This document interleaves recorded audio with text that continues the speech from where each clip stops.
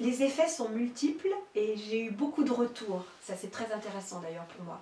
Entre des étudiants qui disaient, qu'on leur disait « Ah mais tu es beaucoup plus posé, mais qu'est-ce qui t'arrive? Ta voix elle est claire quand tu prends la parole dans le groupe, elle porte. » Entre des personnes qui n'avaient pas de voix, et puis d'un seul coup qui ont une voix qui est puissante et qui porte jusqu'au bout de la salle.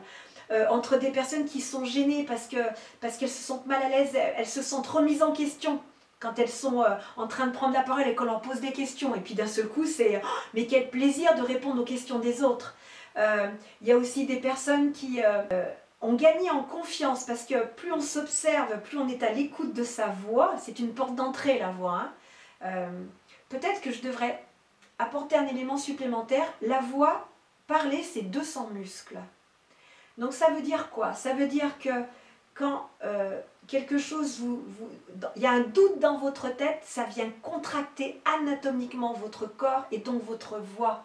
Quand émotionnellement il y a une peur ou il y a une forte émotion, tout de suite ça vient impacter votre voix et ça vient impacter votre physique, ça vient le tendre et du coup, hop, vous n'êtes pas optimum.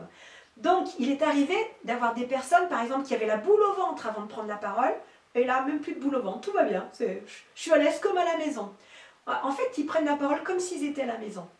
Il y a eu des personnes aussi en réunion professionnelle qui se sont aperçues qu'elles arrivaient à beaucoup mieux gérer toute la pression qu'elles ressentaient, par exemple, quand elles devaient vendre ou parler de leur projet. D'un seul coup, la pression était là, mais elle était gérée, donc le résultat était complètement différent. Et puis après, il y a vraiment des effets secondaires rigolos, mais que ne vous attendez pas à ça systématiquement.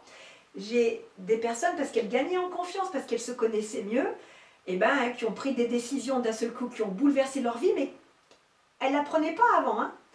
Elle était là, mais elles trouvaient le courage de passer à l'acte. Et j'ai eu aussi des personnes qui m'ont dit, en me présentant leur conjoint, voilà le résultat de ta formation. Donc on est bien d'accord que ça n'a rien à voir avec moi, mais que ça voulait juste dire qu'elles étaient en pleine possession de leurs moyens et qu'elles avaient osé peut-être passer des caps qu'elles n'osaient pas passer auparavant. Et donc ça fait partie des effets secondaires de l'approche par la voix. Parce que la voix, c'est un équilibre. Pour avoir une voix harmonieuse, c'est un équilibre intérieur. Donc elles sont parvenues à ça.